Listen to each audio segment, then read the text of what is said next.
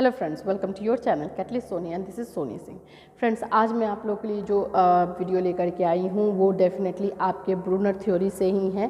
Brunner theory ने cognitive development के बारे में किस तरह से बातें बोली हैं और किस तरह से एजुकेशन में उसका यूज़ है और वो कितना हेल्पफुल होता है एक टीचर के लिए, एक पेरेंट्स के लिए, वो आज हम लोग जानेंगे। चलिए देखिए, पहले स्टार्ट करती हूँ मैं आपको यहाँ पे आप देख सकते हैं मैं ये बोर्ड का यूज़ कर रही हूँ क्योंकि आई थिंक कि आज के क्लास के लिए बोर्ड यूज़ करना बहुत ज़रूरी था। यहाँ पे ब्रूनर कॉग्निटिव डेवलपमेंट थ्योरी है, सेम में पाइगेट की थ्योरी से है, लेकिन इनका जो डिवाइड करने का रूल है, जो डिवाइड करने का चीज़ें हैं वो कम्प्लीटली अलग है।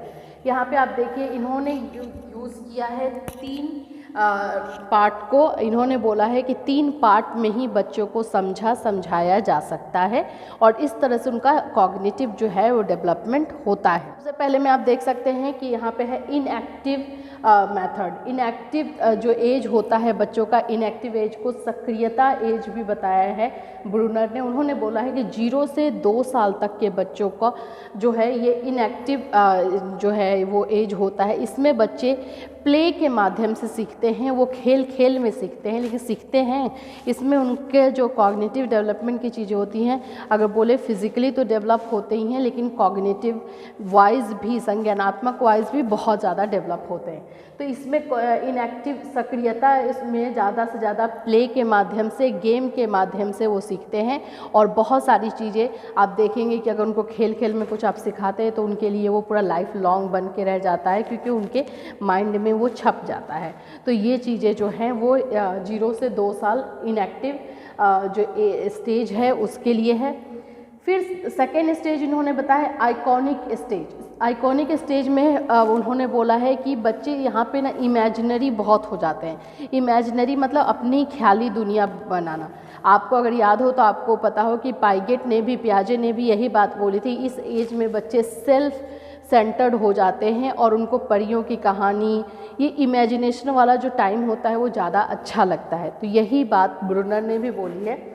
उनका बोलने का तरीका ज़रा सा अलग है, लेकिन उन्होंने कहा है कि यहाँ पे बच्चों की जो विजुअल मेमोरी है वो बहुत अच्छे से काम करती है। तो उस विजुअल मेमोरी के थ्रू हम उनको कुछ सिखा सकते हैं, उस विजुअल मेमोरी के थ्रू उनके पास नॉलेज हम दे सकते हैं। इसको हिंदी में दृश्य प्रतिमा का स्टेज बोलते हैं।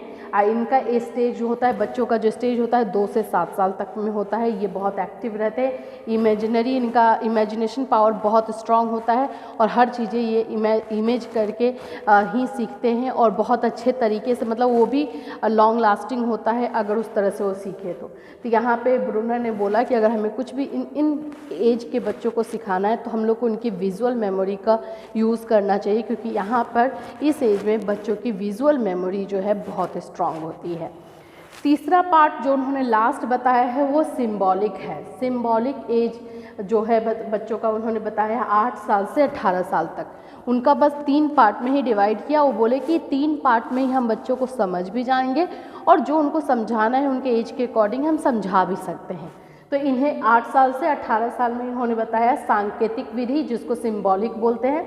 यहाँ पे बच्चों का क्या क्या होता है, यहाँ पे बच्चों का एब्स्ट्रैक्ट, मतलब कि जो भावनात्मक हुआ, जो कि पियाजे ने भी बताया था कि जो 12 साल से ज़्यादा के बच्चे होते हैं उनमें उनका जो कॉग्निटिव डेवलपमेंट फुल अपने पीक पे होता है और वहाँ पे डेवलप होता है, वही ब्रूनर ने भी बोला है। और उन्होंने बताया है कि यहाँ पे बच्चों का लैंग्वेज बहुत अच्छे से डेवलप हो जाता है, तो वो लैंग्वेज के अकॉर्डिंग समझते हैं।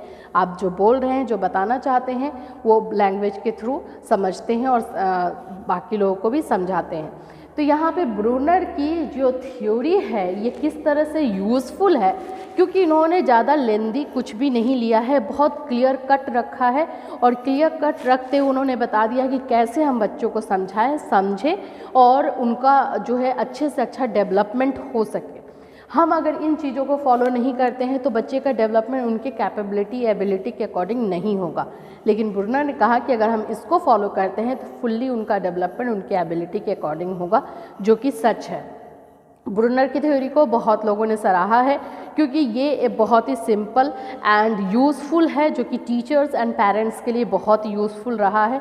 बहुत ही सिंपल लैंग्वेज, सरल लैंग्वेज में उन्होंने समझा दिया है इन सारी चीज़ों को, कहाँ पे कैसे किस तरह से बच्चों को समझें और समझाएं। उनकी थ्योरी बहुत ही सिंपल एंड सरल है, इसलिए ये शिक्षा में भी, एजुकेशन में भी इनको बहुत ज़्यादा सराहना मिली है और बहुत ज़्यादा यूज़ करते हैं, टीचर्स हो या फिर पेरेंट्स हो। तो ये रही हमारे ब्रूनर कॉग्निटिव डेवलपमेंट की थ्योरी, जिन्होंने 3 स्टेजेस में इसको बांटा है। उनका एज याद रखिएगा और फिर उसमें क्या क्या होता है। यहाँ पे बाय प्ले समझते हैं बच्चे, यहाँ पे विजुअल मेमोरी के थ्रू समझते हैं, यहाँ पे लैंग्वेज के थ्रू समझते हैं और यहाँ पे उनकी एब्स्ट्रैक्ट कॉग्निटिव डेवलपमेंट डेवलप हो जाता है। फ्रेंड्स, इससे रिलेटेड PDF जो है आप लोग को टेलीग्राम पे मिल जाएगा, वहाँ से आप लोग जाके ले सकते हैं। इसके पहले भी जो इंट्रोडक्शन क्लास था उसमें भी आप लोगों को मिल चुका है। तो आप लोगों के पास आई होप कि सफिशिएंट मटेरियल होगा कि आप उससे नोट्स रेडी कर सकते हैं। फिर भी प्रॉब्लम होगी तो आप मुझे कमेंट कर सकते हैं, इस वीडियो में कमेंट करके आप मुझसे पूछ सकते हैं, मैं आपको डेफिनेटली हेल्प करूँगी। और अगर और कोई डाउट हो तो आप हमारे इंस्टा पे भी मैसेज कर सकते हैं और हमारे वेबसाइट पे भी जाके मैसेज ड्रॉप कर सकते हैं। फ्रेंड्स, जो लोग अब तक चैनल को सब्सक्राइब नहीं किए हैं, चैनल को सब्सक्राइब कर लीजिए, क्योंकि ये चैनल आपका है और आपके बेनिफिट के लिए बना है। Till then, have a nice day.